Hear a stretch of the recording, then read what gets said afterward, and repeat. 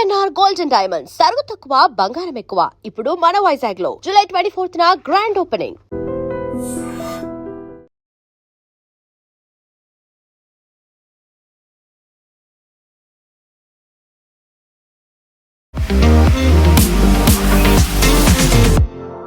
నమస్తే, నేను Kavitha. Welcome to I dream news and నిజాలు. ఇరాన్ మీద అమెరికా చేస్తున్నటువంటి దాడులు సరికొత్తగా టర్న్ తీసుకున్నాయి. ఇప్పటిదాకా 4 రోజులు మిసైళ్ల వర్షం కురిస్తే ఇప్పుడు మాత్రం మాటలతో దాడులు, యుద్ధం అనేది కొనసాగుతోంది. హర్ముజ్ జలసంధిని ఓపెన్ చేయడంతో పాటుగా ఆ జలసంధి గుండా వెళ్లేటువంటి వాణిజ్య నౌకలకు భద్రత కల్పిస్తాము అనే పేరుతో 20% టోల్ వసూలు చేస్తాము అనేటువంటి ట్రంప్ వ్యాఖ్యల మీద ఇరాన్ మండిపడింది. ఎట్ ద సేమ్ టైం సరికొత్త సుప్రీం లీడర్ మొస్తఫా ఖమేని 90% మరణించినట్టే అనేటువంటి ట్రంప్ మాటలు. ఇరాన్లో అసలు ఏం జరుగుతోంది, నెక్స్ట్ ఎలాంటి టర్న్ తీసుకోబోతోంది? మనతో పాటుగా ఉన్నారు సీనియర్ జర్నలిస్ట్ సురేష్ కొచ్చతిల్ గారు. సార్ నమస్తే. సో హర్ముజ్ జలసంధికి సంబంధించి నిన్నటిదాకానేమో ఇరాన్ మేము క్లోజ్ చేశాము అంటే సెంట్రల్ కమాండ్ ఏమో లేదు, ఓపెన్ ఉంది అనే మాట చెప్పింది. ఇప్పుడు సరికొత్తగా నౌకలో వెళ్తున్నటువంటి సరుకులో 20% మేము టోల్ వసూలు చేస్తాము అనేటువంటి ట్రంప్ వ్యాఖ్యలు, ఆ తర్వాత ఇరాన్ దానికి కౌంటర్లు ఇచ్చింది. యాక్చువల్గా హర్ముజ్ జలసంధికి సంబంధించి ఎందుకని ఇంత పెద్ద ఇష్యూ అవుతుంది అసలు? మనకు అందరికి తెలిసిందే, వరల్డ్లో ఉన్న టోటల్ 20% క్రూడ్ ఆయిల్ కెపాసిటీ అక్కడి నుంచి వస్తుంది బయటికి. Kuwait, Bahrain, Qatar, Saudi Arabia, Iran also included. Oman అటువైపు నుంచి దే హ్యావ్ నో కనెక్షన్, దానికి ప్రాబ్లం లేదు. ఇరాక్ కూడా ఇటువైపు నుంచి సేమ్ థింగ్. అది కాకుండా fertilizer, propane gas, methane gas, petrochemicals ఇదన్నీ అదే రూట్ నుంచి వస్తుంది. అన్ని by products crude oil. Actually అది మీరు చోక్ చేసేస్తే ప్రైసెస్ పెరుగుతుంది. మనం చూసాం కూడా ఫిబ్రవరి 28 తర్వాత బాంబింగ్ తర్వాత రేట్లు పెరగడం మొదలైంది. ఒకసారి 120 దాకా వెళ్ళింది పర్ డాలర్. ఇప్పుడు అమెరికా ఏమంటున్నారంటే ఇరాన్తోని మేము ఒక ఎంఓయూ సైన్ చేసాం. మనం దాని గురించి చాలా మాట్లాడాము. MoU was very badly drafted అని అందరూ ఇప్పుడు అగ్రీ చేస్తున్నారు. Specifically point number 5, Iran will administer the strait of Hormuz అని చెప్పారు. దాని తర్వాత ఇంకా కొన్ని లైన్లు కూడా ఉన్నాయి. అడ్మినిస్టర్ వర్డ్ మీద ఇప్పుడు ఇరాన్ కొట్లాడుతున్నారు. వాళ్ళేమంటారు, అడ్మినిస్టర్ అంటే మేము దాన్ని ఆ స్ట్రెయిట్ని మేమే నడిపించుకోవచ్చు అని మీకు రైట్ ఇచ్చేసారు మాకు. అది అమెరికా అంటున్నారు, సారీ అది మీ ఇంటర్ప్రిటేషన్, అట్లా కాదు. అడ్మినిస్టర్ అంటే చూసుకోండి, అక్కడ షిప్లు పోతుంటే చూసుకోండి అంతే. సో వీళ్ళు వాళ్ళ మీద దాడి చేయడం మొదలుపెట్టారు. ఇరాన్ మనకు తెలిసింది, అది ఒమాన్ రూట్ తీసుకున్నారు అందరూ. ఒమాన్ నుంచి వెళ్ళకూడదు, మా వైపు నుంచి వెళ్ళాలని షిప్ మీద దాడి చేస్తారు. Tit for tat. ఒక షిప్ని కొడతారు, అమెరికా వచ్చి మళ్ళీ వీళ్ళ మీద దాడి చేస్తారు, మళ్ళీ ఇంకో షిప్ని కొడతారు, మళ్ళీ వీళ్ళు. లాస్ట్లో ప్రెసిడెంట్ ట్రంప్కి తెలిసింది ఏంటంటే ఇది ఎక్కువ రోజులు ఇట్లా చేస్తే it will only get postpone, solution ఉండదు. సొల్యూషన్ ఏంటంటే ఇరాన్ దగ్గర ఉన్న అసెట్స్ని డిగ్రేడ్ చేయడం. ఇప్పుడు మీ దగ్గర 10 మిసైల్ లాంచెస్ ఉంటే దాంట్లో ఫస్ట్ డే నేను 5 కొట్టేస్తాను, నెక్స్ట్ డే 2 కొట్టేస్తాను, మూడో డే 1 కొట్టేస్తాను, లాస్ట్ మీ దగ్గర ఏం మిగలదు. అది వాళ్ళ logic. Same with drone launches. Drone launch చేయడానికి ఒక లాంచర్ ప్యాడ్ కావాలి. చిన్న ట్రక్ కూడా ఉండొచ్చు, చిన్న ఒక ట్రక్ నుంచి లాంచ్ చేయొచ్చు. అది ఎక్కడ, అది కూడా వాళ్ళు డిస్ట్రాయ్ చేయడం మొదలుపెట్టారు. ఇదంతా మోస్ట్లీ ఇప్పుడు చేస్తున్న యాక్టివిటీ అంతా స్ట్రెయిట్ ఆఫ్ హార్మూజ్ నుంచి ఉంది. ఇప్పుడు నిన్న జరిగిన బాంబింగ్లో ఒకటి బందర్ అబ్బాస్ వాళ్ళ మెయిన్ పోర్ట్ మీద దాడి చేశారు, అది మొన్న కూడా చేశారు. అది కాకుండా బుషేర్ అని చెప్పి వీళ్ళది ఒక న్యూక్లియర్ పవర్ ప్లాంట్, దాని దగ్గర కూడా దాడి జరిగింది, కానీ స్పెసిఫిక్స్ రావట్లేదు ఎప్పుడు దాకా. అది కాకుండా అబూ మూసా అని చెప్పి వీళ్ళ దగ్గర ఇంకో టెరిటరీ ఉంది, అక్కడ కూడా దాడి చేశారు. దెన్ కిష్ ఐలాండ్, ఈ ఒక చిన్న ఐలాండ్ ఉంది, దాని మీద కూడా దాడి చేశారు. ఐఆర్జీసీ ప్రెజెన్స్ అక్కడ ఉంది, కెషమ్ ఐలాండ్ పక్కన ఇది. సో అట్లాంటి అమెరికా ఏం చేస్తున్నారు అంటే ప్రతి చోట వీళ్ళ దగ్గర ఐఆర్జీసీ దగ్గర ఉన్న అసెట్స్ని కొడుతున్నారు. మీరు చూడండి, వాళ్ళు పొలిటీషియన్స్ని ముట్టట్లేదు, పొలిటీషియన్స్ వాళ్ళకి కావాలి. సో వీళ్ళు దాడి చేస్తున్న వీళ్ళ మీద ఐఆర్జీసీ అసెట్స్ మీద కొట్టి లాస్ట్లో బహుశా ఇంకొక 10-20 రోజుల్లో ఇరాన్ దగ్గర మిసైల్ ఫైరింగ్ మీద కూడా వాళ్ళకి ఏం ఉండకపోవచ్చు. ఇప్పుడు వాళ్ళు ఏం చేస్తున్నారు, అమెరికా కొట్టంగానే ఇమ్మీడియట్లీ జార్డన్ మీద, UAE, Khattar, Bahrain, even Oman మీద దాడి చేస్తున్నారు. ఇన్ఫ్యాక్ట్ ద ఓన్లీ కంట్రీ వాళ్ళు బాంబ్ చేయలేదు ఈసారి సౌదీ అరేబియా. అక్కడ ఒక సపరేట్ గొడవ ఉంది, దాని గురించి కూడా మనం మాట్లాడాలి. హూతీలు సౌదీ నడుమిట్లు నడుస్తున్న గొడవ. ఇప్పుడున్న ఈ పరిస్థితిలో ప్రెసిడెంట్ ట్రంప్ మీరు చెప్పినట్లు కొత్త అనౌన్స్మెంట్ చేశారు, I'm the Guardian angel of Hormuz అని చెప్పి. అదేదో పాత టైటానిక్ సినిమా చూసినట్లు గార్డియన్ ఏంజిల్ లాగా వచ్చి అందరినీ కాపాడుకుంటాం మేము అని చెప్పేటట్లు ఉంటుంది. గార్డియన్ ఏంజిల్ ఏం చేస్తారు? ఓకే, మేము 20% టోల్ చార్జ్. ఎందుకు? మిమ్మల్ని ప్రొటెక్ట్ చేస్తున్నాం మేము. ఒక సేవియర్ లాగా. సో రేపు ఇరాన్ వచ్చి నేను డిస్కౌంట్ ఇస్తాను, నేను 10% చేస్తానంటే ఏమంటారు అప్పుడు? అది చాలా ఎక్కువే, మేము ఇంకా తక్కువలోనే చేస్తాం ఇరాన్ కూడా అంటోంది. సో ఇది ఒక జోక్ లాగా మారిపోయింది. ఇప్పుడు హైపోథెటికల్ తీసుకుందాం కవిత గారు. ఓకే, 20% టోలింగ్ మొదలు పెట్టారు వీళ్ళు. 6 నెలల దాకా ఉంటారా యూఎస్ అక్కడే? వాళ్ళ షిప్లన్నీ ఉంచుకొని 6 నెలలు సీలో ఉంటారా? ఉండలేరు. ఏదో ఇది అయిపోతే వెళ్ళిపోతారు అనుకుంటున్నా, కానీ వాళ్ళు అక్కడే ఉంటారా? 2 సంవత్సరాల తర్వాత అక్కడే ఉంటారా? No, that is not the solution. The solution ఏంటంటే ఇరాన్ని కంప్లీట్గా మీరు డిగ్రేడ్ చేసి ఇరాన్లో ఒక రెజీమ్ చేంజ్ తీసుకొస్తేనే ఇది మారుతుంది. అప్పుడు దాకా జరగదు ఇదంతా. ఇది మనం గుర్తుపెట్టుకోవాలి. స్పెసిఫిక్గా ఇరాన్లో ఇప్పుడున్న ప్రాబ్లం ఏంటంటే వాళ్ళకి 300% inflation as of yesterday. 300% inflation. ఆలోచించండి. ఈ ఇన్ఫ్లేషన్ని మీరు వాళ్ళు తట్టుకోవాలంటే వాళ్ళకి రెవెన్యూ కావాలి. వీళ్ళేం చేశారు, రెవెన్యూ కోసం ఇప్పుడు నిన్న సాయంత్రం నుంచి మళ్ళీ వీళ్ళు యుఎస్ వాళ్ళ బ్లాకేడ్ మొదలుపెట్టారు, నేవల్ బ్లాకేడ్. అంటే నౌ ఇరానియన్ షిప్స్ లోపలికి రావడానికో బయటికి వెళ్ళడానికే కాదు, ఇరానియన్ కస్టమర్స్ కూడా వాళ్ళ వైపు నుంచి పంపిస్తున్న కంటైనర్ కానీ వాళ్ళ పంపిస్తున్న కార్గో ఇరాన్కి చేరుకోదు. నిన్న మాట్లాడినప్పుడు ఒక మాట అన్నాం, తజికిస్తాన్ నుంచి వచ్చిన ఒక రైల్వే ట్రాక్ని కొట్టారు అమెరికాని. అది చాలా క్రూషియల్ రైల్వే ట్రాక్ ఉండే. అది మషాడ్, ఈ మన ఖమేనీ హోమ్ టౌన్ దగ్గర ఉండే. అది అక్కడ వాళ్ళు బ్రిడ్జ్ మీద కొట్టారు వాళ్ళు, కనెక్షన్ కట్ అయ్యేట్టుగా. కరెక్ట్. సో తజికిస్తాన్ చైనా నుంచి రాదు ఇప్పుడు వాళ్ళకి ఒకటే రూట్ ఏముందంటే పాకిస్తాన్ నుంచి. పాకిస్తాన్ కరాచీ హార్బర్కి వచ్చి అక్కడి నుంచి కొన్ని గోడర్ నుంచి అక్కడి నుంచి వాళ్ళు బై రోడ్ తీసుకురావాల్సి వస్తుంది ఈ ప్రోడక్ట్స్ అంతా. కానీ ఇప్పుడు అది అంత ఈజీ కాదు. పాకిస్తాన్ని కూడా ట్రాక్ చేస్తున్నారు అమెరికా. ఇప్పుడు జరగబోయేది ఏంటంటే అమెరికా వైపు నుంచి మేజర్గా వాళ్ళ అసెట్స్ని ప్రొటెక్ట్ చేసుకుంటున్నారు. అంటే వాళ్ళ అసెట్స్ ఎక్కడ? వాళ్ళ నేవల్ అసెట్స్ ఉంది బహ్రెయిన్లో, కువైట్లో ఉంది, వాళ్ళ ఎయిర్ ఫోర్స్ అసెట్స్ ఉన్నాయి, ఖతర్లో ఉంది, ఒమాన్లో ఉంది, అన్ని చోట్ల వాళ్ళకి బేసెస్ ఉన్నాయి. ఇప్పుడు వాళ్ళు ఏం చేశారంటే వాళ్ళ బేస్లో ఉన్న మ్యాక్సిమం 90% వాళ్ళ ఎంప్లాయీస్ అంటే వాళ్ళ సర్వీస్ మెన్ అండ్ సర్వీస్ ఉమెన్ని అక్కడి నుంచి మార్చేశారు. ఓన్లీ 10% ఎమర్జెన్సీ క్రూజ్ని పెట్టారు. వారు ఇప్పుడు వాడుకుంటున్న బేసెస్ అవుట్ సైడ్ గల్ఫ్ ఉంది. ఇప్పుడు ఫర్ ఎగ్జాంపుల్ జార్డన్ నుంచి, యూకే నుంచి, ఇటలీ నుంచి. దానికోసం నిన్న 13 మంది లిస్టులో వీరి పేర్లు ఉన్నాయి. జాక్ స్టామర్ పేరు ఉంది, కియర్ స్టామర్, మెలోనీ పేరు ఉంది. ఎందుకంటే అక్కడి నుంచి టేక్ ఆఫ్ చేస్తున్నారు అమెరికా. ఇప్పుడు వాళ్ళ ఎయిర్క్రాఫ్ట్ యూస్ చేస్తున్నారు. అది కాకుండా టామహాక్ క్రూజ్ మిసైల్స్ యూజ్ చేస్తున్నారు షిప్స్ నుంచి. ఇరాన్కి ఇప్పుడు అమెరికా మీద డైరెక్ట్ దాడి చేయలేకపోతే వాళ్ళు ఇండైరెక్ట్గా ఈ టెరిటరీస్ మీద కొడుతున్నారు. దాన్ని సౌదీ అరేబియా ఒక అగ్రిమెంట్కి వచ్చారు అనుకుంటా ఇరాన్తో. దానికోసం సౌదీ మీద దాడి చేయట్లేదు. కానీ డెఫినెట్గా ఇరాన్ మీద ఇన్ని రోజులు ఇరాన్ చేస్తారు.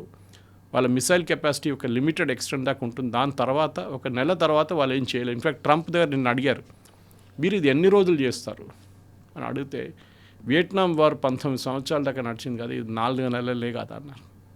అంత ఓపిక ఉందా? ఇప్పుడు మళ్ళీ ట్రంప్ టర్మ్ కూడా అయిపోతుంది కాబట్టి అప్పుడు దాకా వెళ్ళదు అనుకోండి. ఇది బేసిక్లీ ఏం చెప్తారు, ఒక వెయిటింగ్ గేమ్ ఇది. హూ బ్లింక్స్ ఫస్ట్ అంటారు ఇంగ్లీష్లో, అది జరుగుతుంది. వీళ్ళిద్దరు కూర్చొని టేబుల్లో ఆర్మ్ రెస్లింగ్ చేస్తున్నారు. ఎవరు ఆర్మ్ రెస్లింగ్ గెలుస్తారో అది చూస్తున్నారు. పవర్ ఎవరికి స్టేయింగ్ పవర్ ఉంది. అమెరికాకు ఒక మాట అర్థమైపోయింది. ట్రంప్ అది మళ్ళీ పదే రిపీట్ చేశారు నిన్న. మేము ఒప్పందం చేశాం, వీళ్ళు రూమ్ నుంచి బయటకు వచ్చి ఇంకో మాట అంటారు. మళ్ళీ మేము వెళ్ళి మాట్లాడుకు మళ్ళీ ఒప్పందం చేశాం, మళ్ళీ మీరు రూమ్ నుంచి బయటకు వచ్చి ఇంకో మాట అంటారు. We are fed up with this fellows అంటారు. అది ఇరాన్ గేమ్. అది ట్రంప్కి తెలిసి ఉండాలి. ఇది జేసీపీ అగ్రిమెంట్ టైంలో కూడా ప్రెసిడెంట్ ఒబామా టీంతో ఇదే జరిగింది. సెనేటర్ జాన్ కెరీ కానీ మిగతా వాళ్ళు చాలా మటుకు ఫ్రస్ట్రేటెడ్ అయిపోయారు. ఇరాన్ ఇదే గేమ్ ఆడతారు. ఇది ఒక నెగోసియేషన్లో గేమ్ అని ప్రెసిడెంట్ ట్రంప్ అర్థం చేసుకో. ఆయనకి ఎట్లా అంటే, నేను ఒక మాట అంటే నువ్వు మాట వినాల్సిందే, అట్లా ఉండరు అయిపోతుంది అనుకున్నారు. ఎస్, కాదు, అది ఈజీ కాదు. ఇరాన్ అట్లా వినరు కూడా. ఇరాన్ గేమ్ అది, వాళ్ళకి తెలుసు how to play this negotiation game అని వాళ్ళు చాలా క్లియర్గా అర్థం చేసుకున్నారు. అది ట్రంప్ అర్థం చేసుకోలేకపోతున్నారు. ట్రంప్ అడ్వైజర్స్ అర్థం మీరు ఆలోచించండి. ఒక 2 వారాల ముందు మార్కో రూబియో ఒక ప్రెస్ కాన్ఫరెన్స్లో అన్నారు, ఎవ్వరు టోల్ చేయడానికి కలెక్ట్ చేయడానికి అధికారం లేదు. It is an open international water way. Charge చేస్తే international maritime organization rules violate అవుతుంది. మేము ఏ దేశాన్ని ఇది అనుమతించాము. ఇప్పుడు ఏమంటారు ట్రంప్ అన్నప్పుడు, అఫ్కోర్స్ ఆయన కలెక్ట్ చేయరండి, అది ఇంకో మాట. ఒక that is almost like a joke అనమాట. అంటే మేము చేస్తాం కావాలంటే అంతే. కాకపోతే ఒకేసారి క్రూడ్ ఆయిల్ ప్రైసెస్ విపరీతంగా పెరిగిపోయాయని ఇప్పుడు మార్కెట్ చెప్తోంది కదా, 20% టోల్ ఛార్జ్ వసూలు చేస్తామనేసరికి. జరగదు కూడా. ఇవాళ క్యాల్కులేషన్లు ఎవరో అన్నారు నా దగ్గర, that will be 20 million for a fully loaded cargo ship అంట. ఎవరు ఇస్తారు అంత? Nobody will give. Okay, Iran first propose చేసిన దాంట్లో 2 million, which is very reasonable. కానీ అది కూడా ఎందుకు ఇవ్వాలి? ఇట్స్ అన్ ఓపెన్ వాటర్ వే. మీరేమైనా హెల్ప్ చేస్తారంటే అప్పుడు మనం చూసుకోవచ్చు, అప్పుడు హెల్ప్ చేయవచ్చు. మీరు ఏదైనా ఫర్ ఎగ్జాంపుల్ రూట్ మ్యాపింగ్ చేస్తారు, మీరు డ్రెడ్జింగ్ చేస్తారు, లేకుంటే మీరు అట్లాంటి ఏమైనా పని చేస్తే I can appreciate. Okay fine, ఏదో పని నడుస్తుందిలే అని చెప్పేసి. ఇప్పుడు పోర్ట్కి వస్తున్నప్పుడు మన విഴിంజం పోర్ట్ ఉంది కేరళలో, డీప్ వాటర్ పోర్ట్. ఇండియాలో ఒకటే డీప్ వాటర్ పోర్ట్ ఉంది, 20 మీటర్ల డెప్త్ ఉంది, న్యాచురల్ డెప్త్ ఉంది. మీరు డ్రెడ్జింగ్ చేయక్కర్లేదు. పెద్ద పెద్ద షిప్స్ వస్తున్నాయి అక్కడికి. మిగతా ఇండియాలో ఏ షిప్ ఏ పోర్ట్కి రాలేరు వాళ్ళు.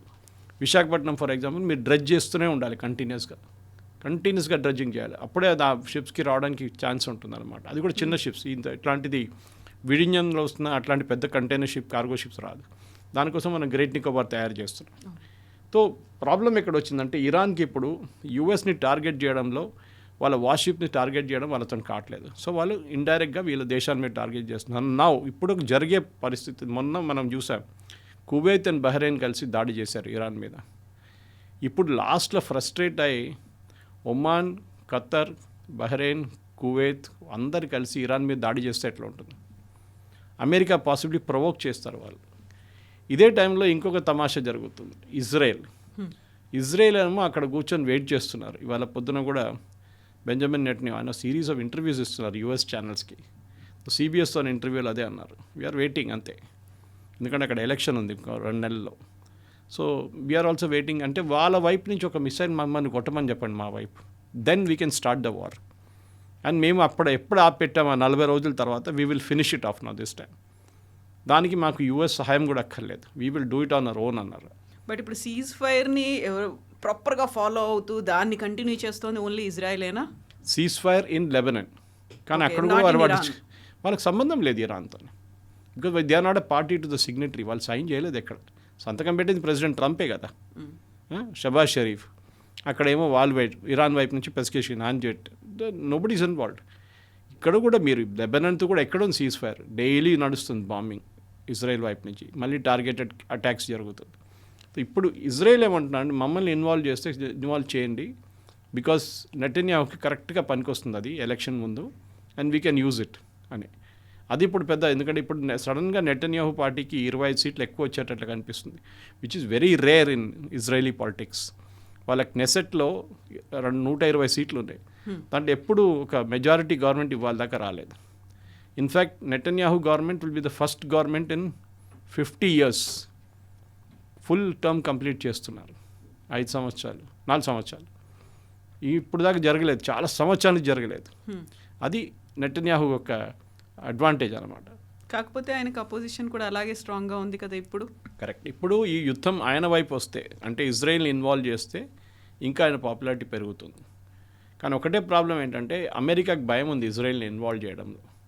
ఎందుకంటే వాళ్ళు అమెరికా లాగా ఒక టార్గెటెడ్ కిల్లింగ్సో లేకుంటే అటు ఇటు చేసి కొంచెం బయటికి రావడానికి ట్రై చేస్తారు. ఇజ్రాయెల్ కాదు, they will go all out. వాళ్ళు ఒక నీళ్ళలో దిగితే స్నానం చేసి వస్తారు బయటికి వాళ్ళు, అంతే. అట్లా ట్రంప్ అట్లా కాదు, ఆయనకి భయం ఉంది. ఈజ్ ఆల్వేస్ కేర్డ్, ఏమైనా జరుగుతుందా, మా వైపు ఏమైనా పాలిటిక్స్ ఉంటుందా, మా వైపు ఏమైనా ఓట్లు పోతాయా, ఇది ఆయనకు భయం ఉంది. ఆయిల్ ప్రైసెస్ ఫర్ ఎగ్జాంపుల్ మీరు చెప్పేది చూడండి, 86 దాకా వచ్చినాయి ఇప్పుడు పర్ డాలర్.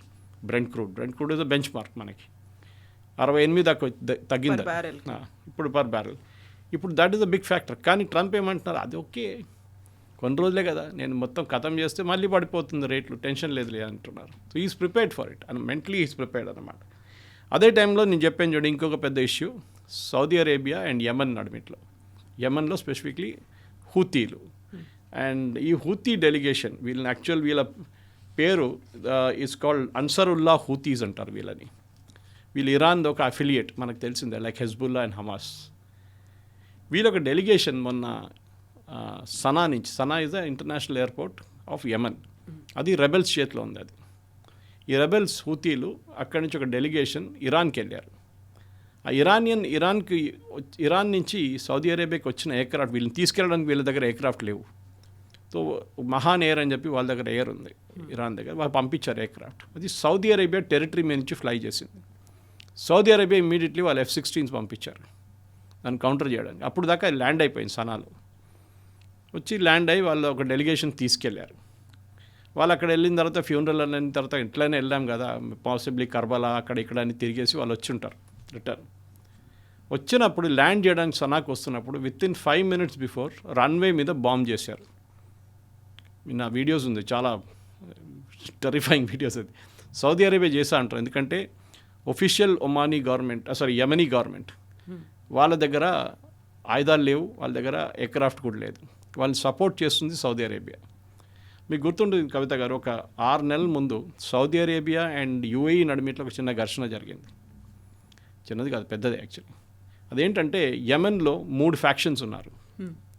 ఒకటి హూతీలు sitting in middle Sanaa and surrounding areas, వాళ్ళు కంట్రోల్ చేస్తున్నారు. లెఫ్ట్ సైడ్ వాళ్ళది ఇటువైపు is the official government of Yemen, అందరూ వాళ్ళని రికగ్నైజ్ చేస్తారు, ఈవెన్ మనం కూడా.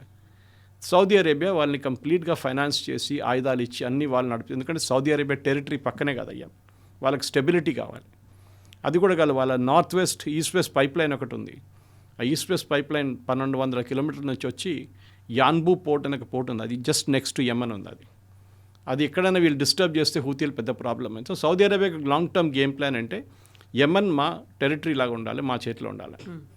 కానీ ఈ హూతీలకు పడదు. సో హూతీలు దీనికన్నా ముందు కూడా సౌదీ అరేబియా మీద దాడి చేశారు, సౌదీ అరేబియా బాంబ్ చేశారు హూతీల మీద. ఒక మూడో ఫ్యాక్షన్ ఉండే అక్కడ, అది ఇప్పుడు కూడా ఉందనుకోండి, సదర్న్ టెరిటోరియల్ అలయన్స్ STA.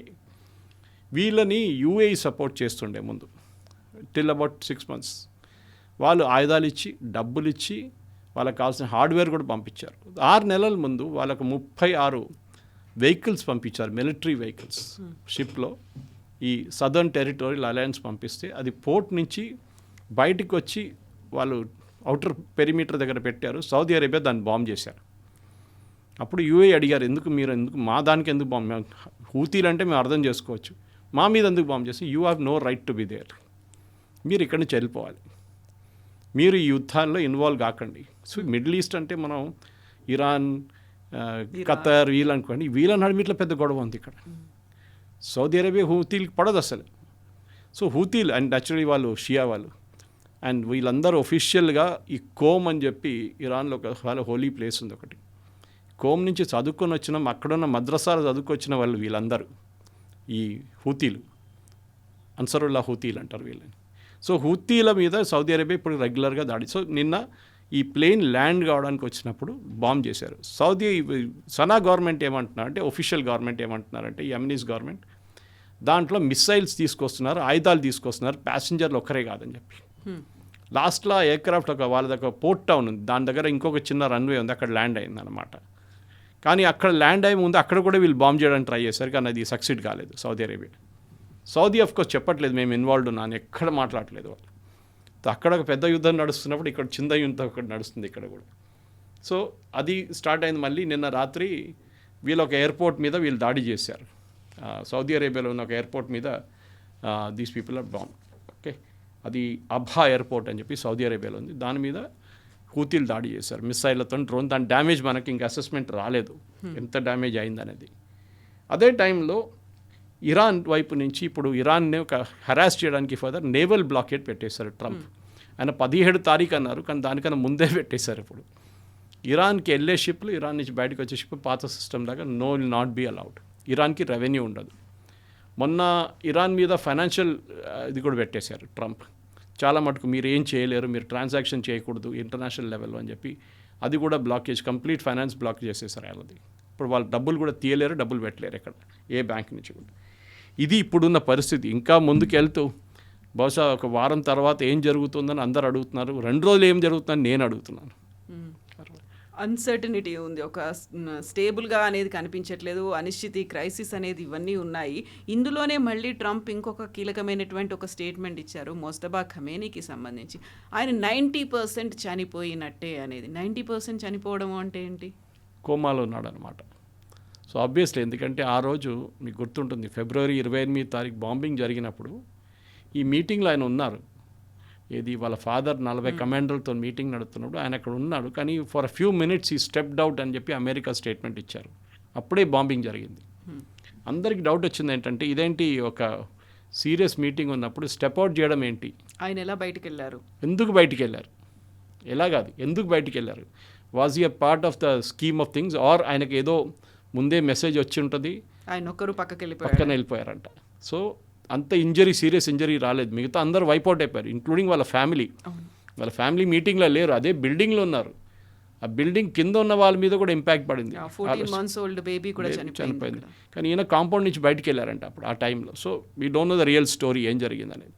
ఇప్పుడు కవిత గారు మొన్న కూడా మనం మాట్లాడుతూ చెప్పాం, ఒక మెయిన్ ఫ్యాక్టర్ అమెరికా ఏంటంటే ఈ ముస్తఫా ఖమేనీ లేర్ అని చెప్పారనుకోండి, ఐఆర్జీసీ కొలాప్స్ అయిపోతుంది.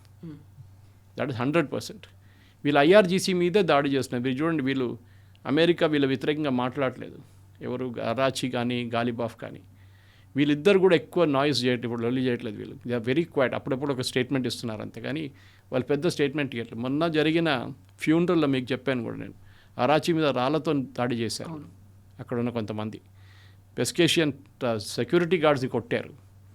ఇట్లాంటి పరిస్థితుల్లో పొలిటికల్ వింగ్, అక్కడున్న పొలిటికల్ వింగ్ చాలా కేర్ఫుల్ ఉన్నారు. అహ్మదీజనాద్ అని చెప్పి వీళ్ళ పాత ఒక ప్రెసిడెంట్ ఉండే, ఆయన హౌస్ అరెస్ట్లో ఉన్నారు. నిన్న ఆయన హౌస్ అరెస్ట్ ఇంకా కొంచెం స్ట్రిక్ట్ చేసేసారు. ఆయన ఇజ్రాయేలీ ఏజెంట్ అని చెప్తున్నారు ఆయన. ఇప్పుడు బహుశా ఆయన చంపేస్తారు కూడా, అది కూడా జరగవచ్చు నెక్స్ట్ 1 weekలో.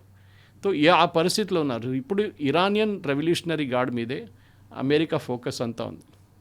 వాళ్ళ దాడి చేయడమే, వాళ్ళ దాంట్లో అబు మూసా అనేది ఇంకా చాలా దూరం, నాట్ నియర్ ద కోస్ట్, దాని మీద దాడి చేయడం ఎందుకు, అక్కడే ఐఆర్జీసీ చాలా పెద్ద కమాండ్ సెంటర్ ఉంది, దాన్ని కొట్టారు.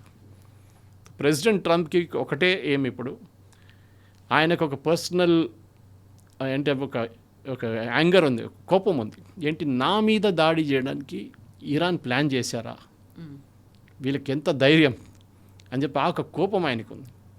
దానికోసమే ఆయన ఇప్పుడు కన్సిస్టెంట్గా ఇరాన్ మీద దాడి చేస్తున్నారు. ఆయన అడ్వైజర్స్ కూడా పీట్ హెస్గెత్ కానీ మిగతా వాళ్ళు కూడా మొన్న మాట్లాడుతూ అదే అన్నారు, అమెరికన్ ప్రెసిడెంట్ మీద దాడి చేయడం ఏంటి, మీరు 13 మంది రిలీజ్ చేశారు పేర్లు, నో ప్రాబ్లం మాకు, అంటే పీట్ హెస్గెత్ పేరు కూడా ఉంది, మార్కో రూబియో ఉన్నారు, దట్ ఈస్ వాళ్ళు ఇట్స్ ఓకే. బట్ మా ప్రెసిడెంట్ మీద మీరు ఓపెన్ అటెంప్ట్ చేస్తానని చెప్పినప్పుడు ఆయన ఎయిర్క్రాఫ్ట్ మార్చుకోవాల్సి వచ్చింది, అందుకు మీరు మా మీద చేస్తారు, అప్పుడు మేము చూపిస్తాం మీకు. దీని నడిమిట్లో మళ్ళీ పీస్ టాక్స్ అని ఎవరు చెప్తున్నారు, ఎప్పుడు పట్టించుకోవట్లేదు పీస్ టాక్స్. ఇప్పుడు this no peace talks, ceasefire collapse అయింది. ప్రెసిడెంట్ ట్రంప్ నిన్న అమెరికన్ కాంగ్రెస్ని ఇన్ఫార్మ్ చేశారు that we have started the war again అని. ఇది ఒక టెక్నికల్ రిక్వైర్మెంట్, ఎందుకంటే యూఎస్లో మనకు తెలిసిందే 60 రోజుల్లో మీరు అప్రూవల్ తీసుకోవాలి కాంగ్రెస్ దగ్గర నుంచి, యుద్ధం మొదలైనప్పటి నుంచి 60 days. సో పాత యుద్ధం ఆగిపోయింది 40 రోజుల తర్వాత, దాని తర్వాత సీజ్ ఫైర్ వచ్చింది and that particular operation epic fury అయిపోయింది. ఇప్పుడు కొత్తగా ఆపరేషన్ స్టార్ట్ అయింది, దీనికి పేరు ఇవ్వలేదు ఇంకా. ప్రెసిడెంట్ ట్రంప్ అయితే it's not a full fledged war, skirmish అని చెప్తున్నారు, కానీ దాని డెఫినేషన్ చాలా మటుకు ఉంటుంది. ఇంగ్లీష్ డిక్షనరీ చూస్తే మీకు ఇంకా డెఫినేషన్స్ వస్తుంది. కానీ ఇప్పుడున్న చాలా మటుకు అమెరికా స్ట్రాటజీ చాలా క్లియర్, ఇరాన్ మీద కన్సిస్టెంట్గా దాడి చేయడం ప్రతిరోజు, ఒకరోజు 80, 140, నిన్న 200, ఇంకా ఇట్లా చేసుకుంటే పోతే లాస్ట్లో వాళ్ళ క్యాల్కులేషన్ ఏంటంటే ఏదో ఒక రోజు ఐఆర్జీసీ వాళ్ళు సరెండర్ అవుతారు, they will just lift the hands up and say sorry, మాకు ఇంకా మేము తట్టుకోలేము దాన్ని, ఆ పొజిషన్కి వస్తున్నారు. ఐఆర్జీసీకి ఇంకా తెలియదా ముస్తఫా ఖమేనీ ఎలా ఉన్నాడు అని? ఎందుకు వాళ్ళకంటూ ఇంత పెద్ద ఇంటెలిజెన్స్ అనేది ఉంది, వాళ్ళతో పాటుగా అక్కడ ఉన్నటువంటి ఏజెంట్స్ ఇంతమంది వర్క్ చేస్తున్నప్పుడు, అండ్ మోర్ ఓవర్ 5 days జరిగినటువంటి ఫ్యూనరల్ ప్రాసెస్, ఆ తర్వాత ఫ్యూనరల్ అయిపోయిన తర్వాత కూడా అప్పుడు కూడా ముస్తఫా ఖమేనీ కనిపించలేదు. అదర్ 3 siblings అయితే అక్కడ కనిపించారు, వాళ్ళందరూ దే టుక్ పార్ట్, వాళ్ళు ఎమోషనల్ అయ్యారు, ఏడ్చారు, ఈ విజువల్స్ అన్నీ మనకు వచ్చాయి. బట్ ముస్తఫా ఉన్నాడా లేదా అనేటువంటి విజువల్ లేదు, ఏ న్యూస్ లేదు, ఇప్పటికీ వాళ్ళకి అర్థం కావట్లేదా? అర్థమవుతుంది వాళ్ళకి. మన నార్త్ కొరియన్ ప్రెసిడెంట్ చనిపోయినప్పుడు, ఇప్పుడు కిమ్ జాంగ్ ఉన్ వాళ్ళ ఫాదర్ చనిపోయినప్పుడు ఆల్మోస్ట్ 40 రోజుల దాకా వాళ్ళు ఇన్ఫార్మ్ చేయలేదు లోకానికి ఇది చనిపోయారని చెప్పేసి. ఎందుకంటే అక్కడ అంత థ్రెట్ లేదనుకోండి, అక్కడ 1 party రూల్, అక్కడ 1 man రూల్ యాక్చువల్లీ. సో మీరు ట్రాన్స్ఫర్ ఆఫ్ పవర్ క్వశ్చన్ లేదు అక్కడ. ఇక్కడ ప్రాబ్లం ఏముందంటే కవిత గారు, దట్ ఐఆర్జీసీకి భయం ఏంటంటే ఇంకొక ఫ్యాక్షన్ టేక్ ఓవర్ చేసుకోవచ్చు ఇరాన్ని. వీళ్ళ నడిమిట్లో ఒక డివిజన్ తీసుకురావడానికి ట్రై చేస్తున్నారు. ఒకవైపు అమెరికా వైపు మారిపోతే రేపు వీళ్ళందరినీ చంపేస్తారు ఆబ్వియస్లీ. మొత్తం సరెండర్ అయిపోయినట్టు situation. Everybody including Mustafa Khamenei. IRGC split అయిపోతుంది. ఎందుకంటే అదే అమెరికా చేస్తున్నారు. ఇది వీళ్ళు ఆఫ్ఘనిస్తాన్లో కూడా చేశారు, మీకు గుర్తుంటుంది. అల్ఖైదా మీద చేసిన దాడి తర్వాత దానికన్నా ముందు తర్వాత తాలిబాన్ తీసుకొచ్చారు. ఎందుకు తాలిబాన్ అల్ఖైదా కూడా సింబియాటిక్ రిలేషన్షిప్ ఉంది, కానీ తాలిబాన్ని స్ప్లిట్ చేసేసారు. ఇప్పుడు ఆ తాలిబాన్ పాకిస్తాన్ మీద గొడవ పెడుతోంది. గుడ్ తాలిబాన్ అని ఒక అవును టర్మ్ యూజ్ చేస్తుండే. ఈ గుడ్ తాలిబాన్ బ్యాడ్ తాలిబాన్ ఏంటనేది అప్పుడు ఇండియా అడిగారు ఒకసారి. దర్ నో డిఫరెన్స్ అని చెప్పేసి. క్వాలిటీస్ ఏముంటాయి వాళ్ళకి? ఇప్పుడు అఫ్కోర్స్ దాని తహరీక తాలిబాన్గా మారిపోయారు, పాకిస్తాన్ మీద దాడి చేస్తున్నారు. ఇప్పుడు భస్మాసూర్ ఎఫెక్ట్ అంటారు నేను దాన్ని. ఇచ్చిన వరం శివుడు మీద ట్రై చేయడానికి ట్రై చేశారు. పాకిస్తాన్ కూడా అంతే, పాకిస్తాన్ సంగతి. ఇప్పుడు ఉన్న పరిస్థితుల్లో ఐ థింక్ ఐఆర్జీసీ చాలా వీక్ వికెట్లో ఉన్నారు. వాళ్ళ దగ్గర బహుశా ఇంకొక 15 రోజుల దాకా ఉన్న మిసైల్ స్ట్రెంగ్త్ వాళ్ళ దగ్గర ఉంది. దాని తర్వాత ఏం చేస్తారు? బికాజ్ నెక్స్ట్ స్టెప్ అమెరికాలో ఉన్న కొంతమంది జనరల్స్ ఇవాళ పొద్దున అమెరికన్ ఛానల్స్లో మాట్లాడుతూ ఏమన్నారంటే, ఇప్పుడు ఒకసారి స్టేట్ ఆఫ్ హార్మోస్ని మొత్తం క్లీన్ చేసిన తర్వాత ఇంకో 4-5 రోజుల తర్వాత ఇప్పుడు బుషేర్ మీద కొట్టారు. Bushehr is the nuclear plant. Bushehr మీద కొట్టడం అంటే చాలా డేంజరస్. మొన్న Iranian I think it was Araghchi statement ఇచ్చారు, మీరు బుషేర్ కొడితే గుర్తుపెట్టుకోండి దీని ఇంపాక్ట్ యూఏఈ మీద ఉంటుంది, సౌదీ అరేబియా మీద ఉంటుంది అని చెప్పి. వాళ్ళు చాలా కేర్ఫుల్ ఉండాలి. వాళ్ళు కాంపౌండ్లో కొట్టారంటున్నారు, అంటే కాంపౌండ్లో బహుశా ఐఆర్జీసీ మిలిటరీ యూనిట్ ఉండొచ్చు, వాళ్ళ మీద కొట్టారు. కానీ న్యూక్లియర్ ప్లాంట్ ముట్టకూడదు ఎప్పుడు. That is unwritten law in the world అనమాట. మీరు ఎప్పుడు ఒక న్యూక్లియర్ ప్లాంట్ కొట్టకూడదు. కొడితే ఆ దేశానికి ఒకటే కాదు, పక్కనున్న వాళ్ళకు కూడా ఇంపాక్ట్ ఉంటుంది దానికి. ఇప్పుడు వీళ్ళు ట్రై చేస్తున్న ఏంటంటే ఇంటీరియర్ కొట్టడానికి ట్రై చేస్తున్నారు. ఐఆర్జీసీ ఎక్కడెక్కడ, ఫర్ ఎగ్జాంపుల్ తెహరాన్లో వారి కమాండ్ అండ్ కంట్రోల్ సెంటర్ ఉంది ఒకటి. అది యుద్ధం మొదలై 2 రోజులు వీళ్ళు కొట్టేశారు మొత్తం కంప్లీట్ ఆ బిల్డింగ్ని. ఇప్పుడు ఎక్కడో కొత్త ప్లేస్ నుంచి ఆపరేట్ చేస్తున్నారు. అదొకసారి యాక్షనబుల్ ఇంటెలిజెన్స్ వస్తే దాని మీద దాడి చేస్తారు. అది కాకుండా చాలా మటుకు ఇస్ఫహాన్ ఉంది, ఫర్దో ఉంది, తెహరాన్ ఉంది. ఇట్లాంటి చాలా మటుకు డిఫరెంట్ రీజన్స్లో కూడా వీళ్ళు డీసెంట్రలైజ్ అయిపోయారు. దాన్ని నెక్స్ట్ కొట్టడానికి they are already on the job అనమాట. బహుశా ఇంకొక 1-10 రోజుల్లో ఇంటీరియర్ ఇరాన్ మీద కొట్టడం అమెరికా మొదలు పెడతారు. అప్పుడు దాకా ఇజ్రాయెల్ మీద ఒక దాడి జరిగితే ఇజ్రాయెల్ వచ్చి మేము 40% చూసుకుంటాం, మీరు 60% చూసుకోండి అని చెప్పి వాళ్ళు డివైడ్ చేసుకుంటారు రోల్ అనమాట. కానీ ఇజ్రాయెల్కి చాలా ఇంపార్టెంట్. అమెరికాకి ఇంత ఇంపార్టెన్స్ లేదు, కానీ ఇజ్రాయెల్కి ఇరాన్లో ఉన్న రెజిమెంట్, ఇప్పుడున్న రెజీమ్ మారాల్సిందే, ఇప్పుడున్న గవర్నమెంట్ మారాలి. దానికి అహ్మదీనెజాద్ తీసుకొస్తారో లేకుంటే ఇంకెవరన్నా తీసుకొస్తారో వీఆర్ నాట్ షూర్. కానీ డెఫినెట్గా ఇజ్రాయెల్ దగ్గర ఒక గేమ్ ప్లాన్ ఉంది. వాళ్ళు ఫస్ట్ ఫేజ్లో ఫెయిల్ అయ్యారు. ఎస్, వాళ్ళు అనుకున్నారు ఖమేనీని కొట్టంగానే రెజీమ్ మారిపోతుందని. కానీ ట్రంప్ ఇప్పుడు తెలిసిపోయింది, ట్రంప్ కూడా ఇరాన్తో డీల్ చేసి this no use, absolutely no use, వీళ్ళని ఫినిష్ చేయాల్సిందే రెజీమ్. ఇంకొక 1-10 రోజులు ఇంటెన్స్ బాంబింగ్ ఉంటే ఇరాన్ ఫోల్డప్ అయిపోతారు. ఐఆర్జీసీ విల్ డెఫినెట్లీ ఫోల్డప్, దాంట్లో డౌట్ లేదు. ఇంతకాలం మాట్లాడని యునైటెడ్ నేషన్స్ సడన్గా నిన్న ఆంటోనియో గుటెరో ఒక మాట అయితే చెప్పారు, ఒక అనిశ్చితి అనేది ఉంది అక్కడ, హ్యూమన్ వాల్యూస్ లేకుంటే హ్యూమన్ లాస్ అనేది ఎక్కువ అవుతోంది, కొంచెం సంయమనం పాటించండి అని. దాన్ని అరాగ్చీతో సహా మిగతా ఇరానియన్ లీడర్స్ అంతా రీట్వీట్ చేస్తున్నారు, ఆయన ఏం మాట్లాడారు అనేదంతా మెన్షన్ చేస్తున్నారు. ఇప్పుడు ఎందుకు సడన్గా యునైటెడ్ నేషన్స్ మాట్లాడింది, ఇంతకాలం మాట్లాడలేదే? యునైటెడ్ నేషన్స్ ఒక డిబేటింగ్ సొసైటీ, వాళ్ళని ఎక్కువ సీరియస్గా తీసుకోక్కర్లేదు. ప్రెసిడెంట్ ట్రంప్ కరెక్టే చెప్పారు. ఆ ఒక మాట మీద నేను ప్రెసిడెంట్ ట్రంప్తో 100% అగ్రిమెంట్లో ఉన్నాను నేను. United nations useless body, absolutely useless. ఒక టైంలో ఎస్, యునైటెడ్ నేషన్స్ ఏంటి, ఎక్కడైనా పెద్ద గొడవ నడిస్తే, ఎక్కడైనా యుద్ధం నడిస్తే దాంట్లో వెళ్ళి వాళ్ళు ఒక రోల్ ప్లే చేయాలి. ఇప్పుడు ఇరాన్, యుఎస్, ఇజ్రాయెల్ ఇప్పుడు 4-5 నెలలు అవుతుంది. ఏమైనా చేశారా యుఎన్ వాళ్ళు? Only body, UN body which is involved is IAEA, international atomic energy agency. వాళ్ళకు ఒక స్పెసిఫిక్ రోల్ ఉంది యురేనియం కోసం. కానీ వీళ్ళదేముంది రోలు? యుఎన్ ఏం చేయట్లేదు, ఎవరు పట్టించుకోరు కూడా. అక్కడ జనరల్ అసెంబ్లీలో మాట్లాడతారు, లేకుంటే సెక్యూరిటీ కౌన్సిల్లో మాట్లాడతారు, ఓట్లు వేసుకుంటారు, దాన్ని ఎవరో వీటో చేస్తారో అయిపోతుంది. అబ్సల్యూట్లీ నథింగ్, దాని బయటికి ఏం రాదు అసలు. యుఎన్ అనేది ఐ థింక్ అవుట్లివ్డ్ ఇట్స్ పర్ఫార్మెన్స్, అయిపోయింది, దీన్ని డిస్బాండ్ చేయడం బెటర్. కానీ కొన్ని బాడీస్ యూస్ఫుల్ ఉంటుంది, యునెస్కో ఒకటి, WHO ఒకటి, ఇట్లాంటి కొన్ని బాడీస్ని మెయింటైన్ చేసుకోవాలి వాళ్ళు. కానీ జనరలీ యుఎన్, ఆంటోనియో గుటెరస్ కానీ ఎవరైనా కానివ్వండి, మనం చూసాం దే ఆర్ అబ్సల్యూట్లీ ఏ యుద్ధంలో వారికి ఏ రోల్ లేదు. ఇప్పుడు United nations piece keeping force అని మనం కూడా కాంట్రిబ్యూట్ చేస్తుంటాం దానికి. They are okay. సొమాలియాలో కానీ మిగతా చోట్ల ఎక్కడెక్కడ దేర్ ఆర్ రీజనల్ వార్స్ నడుస్తుంది, అక్కడ యునైటెడ్ నేషన్స్ని పీస్ కీపింగ్ ఫోర్స్ని పంపిస్తారు. కానీ వాళ్ళు కూడా పాపం ఎక్కువ ఆయుధాలు లేదు వాళ్ళ దగ్గర. They are fighting with one hand tied behind their back అంటారు చూడండి, అట్లా చేయి కట్టేసి వాళ్ళ ద్వారా యుద్ధం చేయమంటారు, అది కాదు. కానీ ఐ థింక్ గుటెరస్ ఈ రోల్ లేదు, వాళ్ళు ఎవరు సీరియస్గా తీసుకోరు, ఎస్పెషలీ ప్రెసిడెంట్ ట్రంప్కి అయితే యుఎన్ అనగానే ఆయన కోపం వస్తుంది ఆయనకి. అబ్సల్యూట్లీ ఫండింగ్ కూడా విత్డ్రా చేసుకున్నారు చాలా మటుకు అక్కడి నుంచి. సో ఇప్పుడు నెక్స్ట్ 1 వీక్లో ఇరాన్లో లోపల ఇంటీరియర్ టౌన్స్ని, ఇంటీరియర్ సిటీస్ని కొట్టడం మొదలు పెడితే, అండ్ నిన్న ఒక డీసాలినేషన్ ప్లాంట్ మీద కొట్టారు. అది ఒక అది మిస్డైరెక్ట్ అయింది అంటున్నారు, కానీ నా అంచనా ప్రకారం మిస్డైరెక్ట్ కాదు, డెలిబరేట్గా కొట్టారు. మషాద్ దగ్గర, అది కూడా సేమ్ ప్లేస్, ఫ్యూనరల్ అయిన చోట. సో ఇంకా డీసాలినేషన్ ప్లాంట్ మీద కొట్టి ఎలక్ట్రిసిటీ నిన్న 3 ప్లాంట్స్ మీద కొట్టారు. రష్యా దగ్గర నుంచి ఎలక్ట్రిసిటీ కొనడానికి ట్రై చేస్తున్నారు ఇరాన్, కానీ రష్యా పరిస్థితి ఇంకా దారుణం అక్కడ. వాళ్ళు అన్నారంటే ఇంక మా 2 రోజులు వెయిట్ చేయండి, we'll let you know. Grid లేదు వాళ్ళకి ట్రాన్స్ఫర్ చేయడానికి పవర్, రష్యా నుంచి ఇరాన్కి డైరెక్ట్ గ్రిడ్ లేదు. సో ఇరాన్లో ఇప్పుడు మేజర్ ఎలక్ట్రిసిటీ షార్టేజ్ ఉంది. నిన్న ప్రెసిడెంట్ ట్రంప్ అంచనా ప్రకారం నిన్న 300% ఇన్ఫ్లేషన్ ఉంది, 300%. అప్పుడు ఆలోచించండి, ఒక లోఫ్ బ్రెడ్ కొనాలంటే ఒక చిన్న పికప్ ట్రక్లో తీసుకెళ్లాల్సి వస్తుంది డబ్బులు. అంత కంప్లీట్ కరెన్సీ పోయింది, వాళ్ళ వాల్యూ లేదు. ఫైనాన్స్ ఇప్పుడు వాళ్ళేమనుకున్నారు 25 బిలియన్ వస్తుంది మాకు ఈ మెమరాండమ్ ఆఫ్ అండర్స్టాండింగ్, అది కూడా రావట్లేదు. ఆ 26 బిలియన్ కూడా పోయింది ఇప్పుడు. బహుశా ఐ థింక్ స్టేయింగ్ పవర్, ఇప్పుడు వీళ్ళ స్టేట్మెంట్లు కూడా చూడండి చాలా తగ్గిపోయింది. They come down. అరాచీ వీళ్ళంతా ఫుల్ స్టేట్మెంట్ వస్తుండే. ఇప్పుడు కూడా స్ట్రేట్ ఆఫ్ హార్మోజ్ మీరు ఏం చేయలేరు. Let us accept one fact, American military power is military power, దాంట్లో డౌట్ లేదు. స్ట్రాటజీ దే మేడ్ మిస్టేక్స్, తప్పులు చేశారు ఈ యుద్ధం మొదలైనప్పుడు. ఏ రోజు February 28 చేస్తారు, 40 రోజుల తర్వాత మీరు సీజ్ ఫైర్ మీరు చేయకూడదు, చేశారు వీళ్ళు. ఆ సీజ్ ఫైర్ చేయడంలోనే పెద్ద తప్పు చేశారు. నౌ దే రికవర్డ్, తెలిసిపోయింది వీళ్ళకి సీజ్ ఫైర్ అప్పుడు mistake, let us get back to full fledged war అని ఇప్పుడు అదే నడుస్తుంది అన్నమాట. Yes, sir. Thank you so much, sir.